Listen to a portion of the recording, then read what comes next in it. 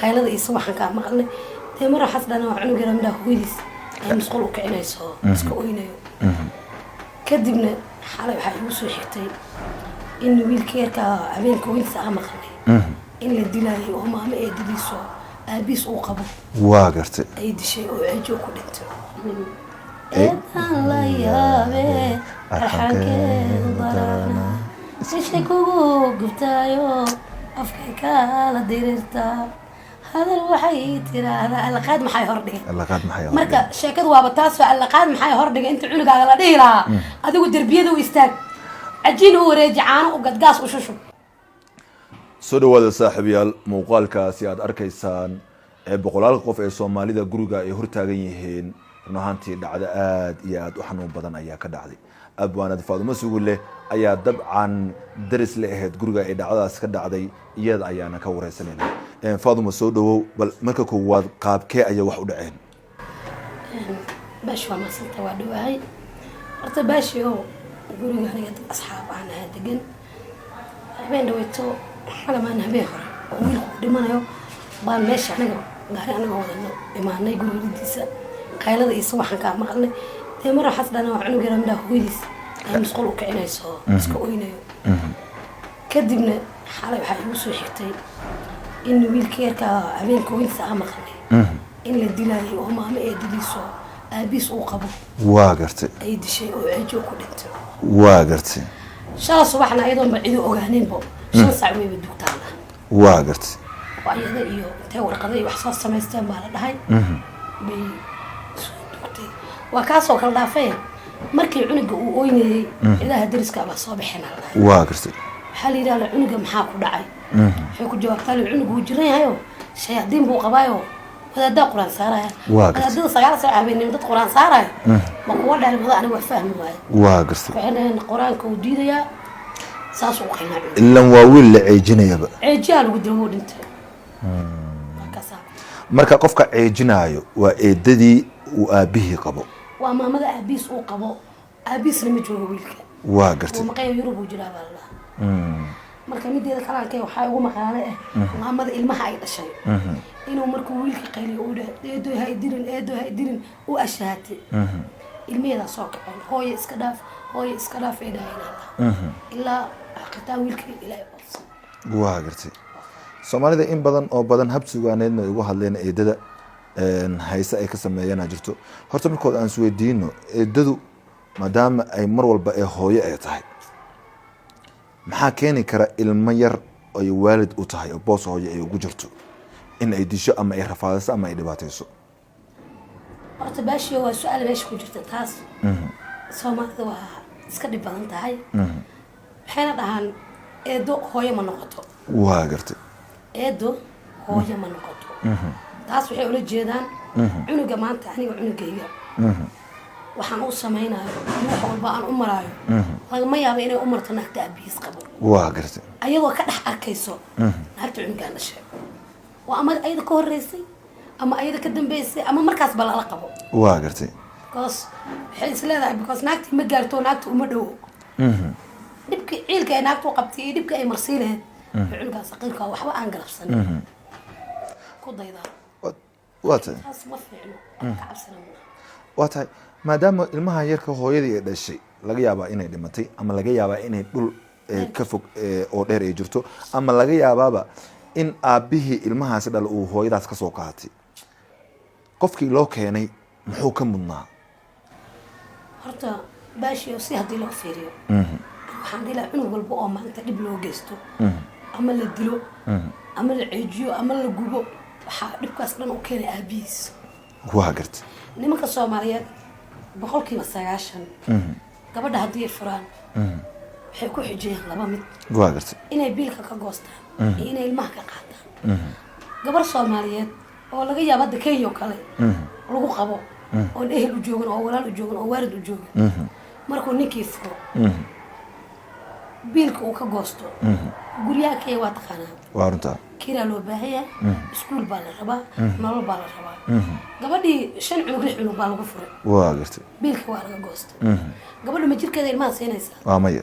waxay dantu ku qasbay inay ilmaha dhiibto oo ninkii dhalay u dhiibto waata ninkii markii loo dhiibana wuxuu wuxuu geena naagta uu qabay waa gartay naagta uu qabay inay dilayso ilmaha saamo cid ma ugu qabto ma jirto laakiin soo macquul ma eedooyin wanaagsan inay jiraan oo ilmihii loo keenay si fiican u barbaariyo oo laga yaabaa xitaa hooyadii waxaysan u qaban xitaa eedadaas ay qaban karto horta baashu yani ma aaminsani eeda aaba qabo aa fiican ma aaminsanaan waa gartay wataaqanba marnaba ma aaminsan anka hadday cunuga soo korisay oo ankee uu barbaaray maanta 20 jir noqday u guurisoo reer yeesha ankee markii uu yaraa inaba hala ekaatay si un waa u soo ciqaabtay waa tahay daawadayaal badan ayaa ina daawanaya laga yaabaa inay ku jiraan kuwo ay eedooyinkooda ay dabcan soo barbaarisay daawade aragtida ah ma qabtaa inay eedo xun tahay oo aabbaha uu qabo haddii ay kusoo barbaarisayse maxaad ku xasuusataa ma wanaag ayaad ku xasuusataa oo waxaa leedahay alla ilahay eedaday waxay ahayd qof wanaagsan oo booskii hooyanimo ayay ii buuxisay mise waxaad leedahay alla ilahay eedaday saxariyeer ayay imarisay oo eeda maba wanaagsanaba waa tahay haddii maadaama tusaale ninkii gabadhii biilkii waa uu ka jartay ilmihii inay dhiibto darteed ilmihii waa uu soo watay naagtii uu qabo haweeneydii uu qabo ayuu u keenay soo lama baahneed maadaama ilmahaas ilmaheeda uu walaal leeyahay laga yaabaa in beri boos muhiima uu ugu soo baxo laga yaabaa beri marka iyada xaalad ay ku adkaato in intuu wax barto aqoon-yahan noqdo shaqo fiican helo inuu xanaaneeyo oo nolol qurux badan uu geliyo maxaa keenaya marka ilmo la dhashay oo walaalaheed ilmaha ay dhashay walaal la in ay saas u rafaadiso taas waxaa keenaysa markii maanta naagtan marwe kalaa lala qabay waa gartay xaajigii way soo kala tageen oo ilmihii baa iyada loo keenay maanta ma jirto maamo ilmo aysan dhalin inta loo keenay si ilaahay dartiisa iyo alla ka cabsi inta u koriso ayadoo dhibaato gaarsiinin waxba gaarsiinin ku korisay maasha allah ay ku koreen ay ka dareeneen maba jirto waa gartay naag kasta oo aabba qabo sax aayo kasta oo aabba qabo waa muhiim inay cunugaas saqiirka oo waxba galabsan ayadoo u tixraacayso cunuga hooyadiis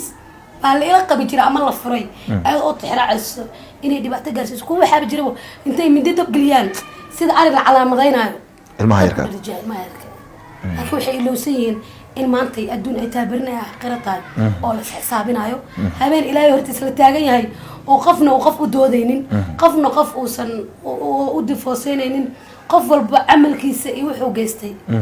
lagu xisaabinayo alla hortiis in la tagayo dadkan ma xasuuso qasdi xasuusan yihiin cunug saqiira intay ceejo ku qabato ilaa ay nafta ka baxdo qof damiir la kuma hayn karo waa tahay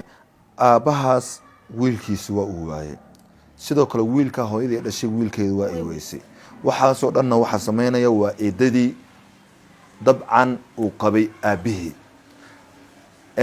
sidee lagu xalin karaa ama arrimaha noocaas oo kale mar badan way soo laabteen baraha bulshada waa lagu arkay ilmo yaroo la silcinayo oo aan waxba aan galabsanin oo ilmo yaroo aad u yar ah oo la iska dilayo ama wixii lagu sameynayo sidee daawada la asdhihi kartaan waa loogu gudbi karaa ma inuu aabbaha usan ilmahaba eeda isaga dhiibinaa mase in hooyada ilmaha mar walba loo daayo aday aragtidaa baashiyow aniga kula hadlayo faadma ilmaan dhalay waa gartay hooyo 5 cunug baan hore u dhalaanay mid laga rabay midka yarka waa gartay 5 cunug abood waan kala tagnay markaan kala tagnay wuxuu igu yiri hadda ka hor haddii aad rabto inaan ku biilo waa inaad ilmahayga siiso waa gartay baashiyow waxaa isbarbar dhigay nolosha maanta ilmahayga ay ku jiraan iyo midda ay berri geli doonaan waa gartay waxaa ii sawirantay ani ilmahayga waa 3 gabdhood iyo 2 wiil maasha allah waxaa ii sawirantay gabdhahaygii oo la farxumeeyey wiilashayoo dabaqyada laga tuuray waxaan dhahay biil lagaa goosto sax waxba ha u arkay waa gartay dhexda u xiro ilmahaaga isku day inaad korsan karto waa gartay oo dhexda u xiri karto maasha allah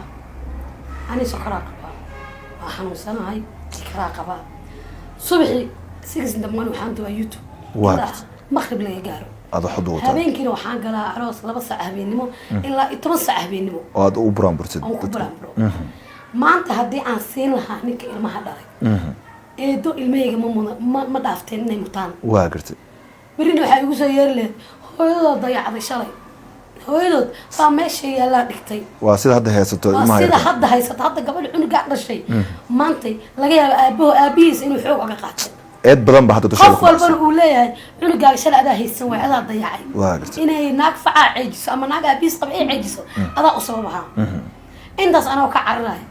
ma dhexda u xirtay ilmeyga gabar kasta oo Soomaaliyeed ama la qabo oo ninka ka fog yahay ama garoob oo ilmo lagu furay waxaan dhihi lahaa inta ilmihiin dhibaato mudan lahayn idinku dhibaatooda inta ilmihiin darbiyada ku ooy lahayn idinka darbiyada ku ooya dhexda u xirta ilmihiin dhexda u xirta hooyo walba waa tii ilmeeda u dhimato hooyo walba waa tii ilmeeda baqti iyo waxay aan aysan awoodin u cunto gunnimo u qaadato maanta gunnimo ka weyn ma jirto Kenya arxan ma laho laysku man asxaan sameeyo naag cunugaaga ku haynaysan ma jirto maclatal hooyada la dhalata Allah ka dhigo waxaan dhigaa naag walba cunugeeda ha u dhimato ilaa ma نرى مساجد السكس كي أنت استاكتين كوش اللي شام بقاش اللي أرويه مال والبيع هو يعنق له يسطو وإذا البريا المهنة قبل هيسطو المهنة ودنت المهنة كرسبة واتاي إن هو ينكي هوري طبعا وحي أهايين هو الموضوع لحظة حرنجري إن بدنا مركز المجال ده سعتي حتى واحد أركيسها إن هو بنانك عانك وقدر هو بنانك يعني وقدر هو بنانك وح لفظ سئل المهنة وكرسته hadda laakiin hooyooyinkan dambe baraha bulshada ku wada dhex jiro oo wada calaacalayo oo leh ilmaheena ma korsan karno ninka waa uu ina xumeeyay sidaan xaaladeen waa sidaan maxaa dhihi lahayd ilaahay subxaanahu wa tacaala qof lixdiisa la xabo u kaamilay oo caafimaadna ugu daray inuu horta intuu gacan hoorsado qof bilaadan uu ilaa wax isii horta waa ila sharaf xumo iyo garaad la-aantooda ilaahay subxaanahu wa tacaala wuxuu kuli dadaal annagoo kula jiraahay si wanaagsan maanta suuqan isli hada dhaxaado in alla inta jidka fadhiso ama jid cajiin la fadhiso ama barbarahaas in sharaar iyo goloof la taagan waa hooyo Soomaaliyeed intaasna waxay u marayaan ma ahan inay waayeen waxay cunaan Nairobi gurigaan maanta gargaraacdo waxa cunti waxa cabto halka siinaa laakiin dib walba waxay u marayaan waa awlaadooda dadka marka social media inta fariisteen hada social media waxa looga bartay qof baas kasoo jabsanaa ooyin waa jiranahay markaas u kaca shin hala si waxba la isku dardara $2,000 laba bir kadib kiiba waa kan hadana soo taagay Soomaaliya hore waxay u tahay bugta badan iyo baahi badan waa la isku nacay dabla social media ka oynaa waxa dhilaa ilaahay subhanahu Allah subhanahu wa ta'ala oo koonka ay keenay isku xira ilaahay qof markuu ku xiran yahay wax uu weynaa ma jirto shaqaysta ilmihiina u dhinta ilmihiina qof bil aadan ha ku amaanaynina hana ku erginina ninna ha iskaga dhiibinina ilmihiina u dhinta wata ugu dambeyn heesa badan laga sameeyay eedo mid kamid ah hadeystaan kale eedan la yaabe arxankeeda darana ishe kugu gubtaayo afkay kala dirirta hadal waxay tiraahdaa alaqaad maxay hordhigay marka sheekadu waaba taas waa alaqaad maxay hordhigay inta cunugaaga la dhihi lahaa adigu darbiyada u istaag cajiin u wareeji caano u gadgaas u shushub tahay aad baa u mahadsan tahay abwaanad Faadumo Sigulaye ahayd daawade aragtidaada bal halka hoose ku soo lifaaq maxaa keeni kara in ay mar walba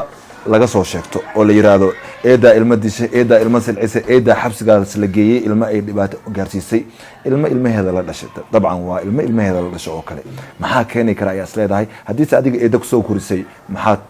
eeda ka sheegi kartaa halka hoose noogu soo qor mahadsanidin saaxiibayaal